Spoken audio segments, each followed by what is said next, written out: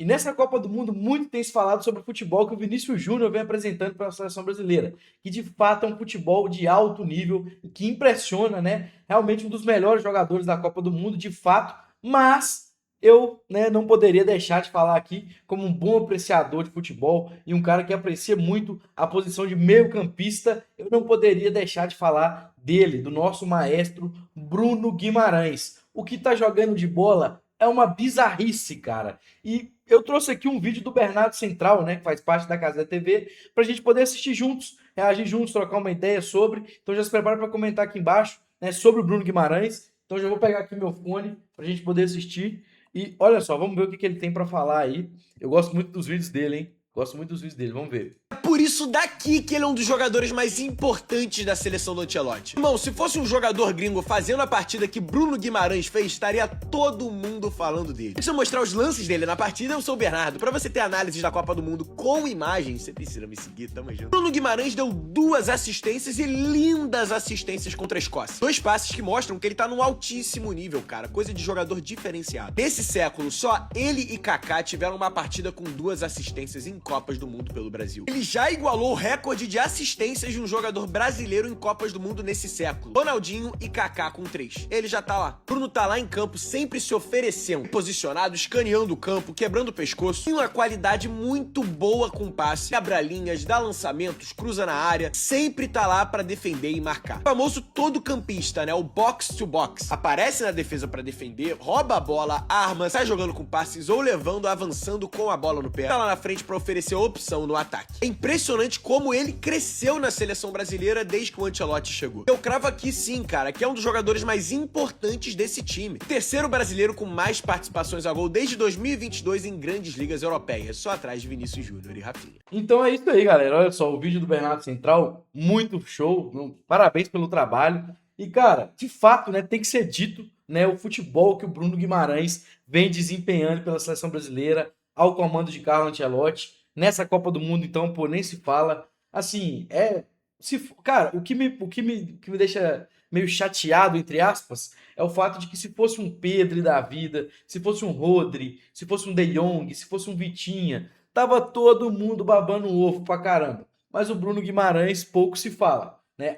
Obviamente agora, depois do jogo contra o Japão, depois daquela linda assistência que ele proporcionou para o Martinelli, muita gente vai falar assim. Mas antes disso, ele já estava desempenhando para mim o melhor futebol do meio campo da seleção brasileira e junto com o Vinícius Júnior já era o melhor jogador da seleção brasileira. E assim, eu diria que até mesmo no mesmo nível do Vinícius Júnior, tá?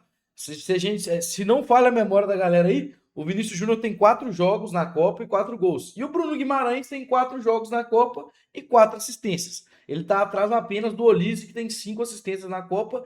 E os dois estão perseguindo aí o recorde do Pelé, né? De 6 assistências em Copas. E, cara, realmente, né? Como o Bernardo Central disse aqui no vídeo, ele é muito diferenciado, ele é o maestro, né? Ele dá passe que quebra linhas, ele aparece para poder fazer triangulação, ele marca, ele sobe pro ataque, ele volta toda hora.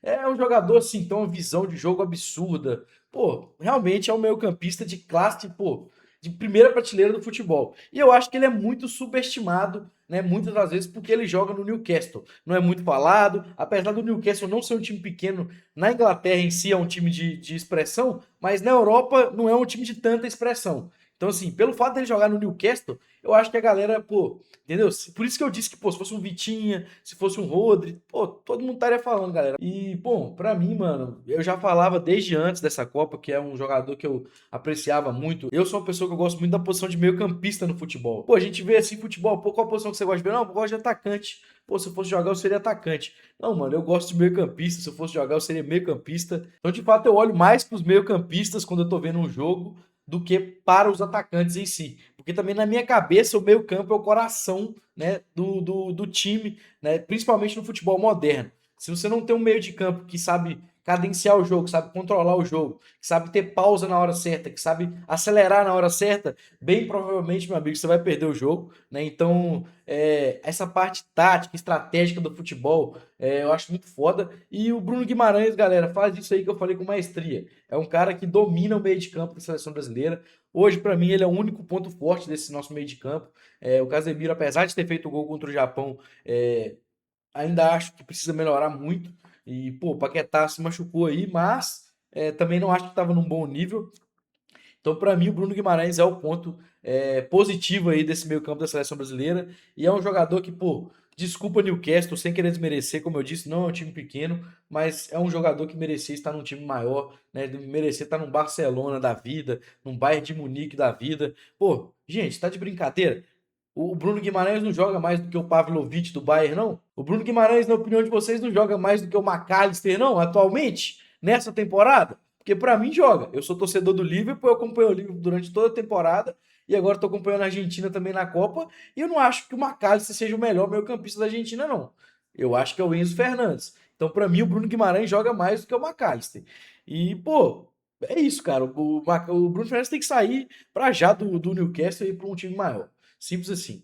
E eu quero saber a opinião de vocês, né, galera? O que vocês estão achando aí do Bruno Guimarães nessa Copa do Mundo? Vocês concordam comigo que ele é o coração do nosso time ali, o motorzinho, o cara que faz esse time jogar, que coordena as ações do meio de campo, que passa a bola passa pelo pé dele para todas as ações ali. O que vocês acham? Realmente, de fato, concordam com isso? Deixa aqui nos comentários. Vamos trocar essa ideia, vamos debater. E novamente, quem está acompanhando o nosso conteúdo, está gostando, deixa o like nesse vídeo, se inscreve no nosso canal, lembrando, nos ajude a bater nossa meta de 1.000 inscritos. Lembre-se também de ativar o sininho para receber notificação dos próximos vídeos e continue acompanhando nosso conteúdo. No mais é isso, valeu, tamo junto.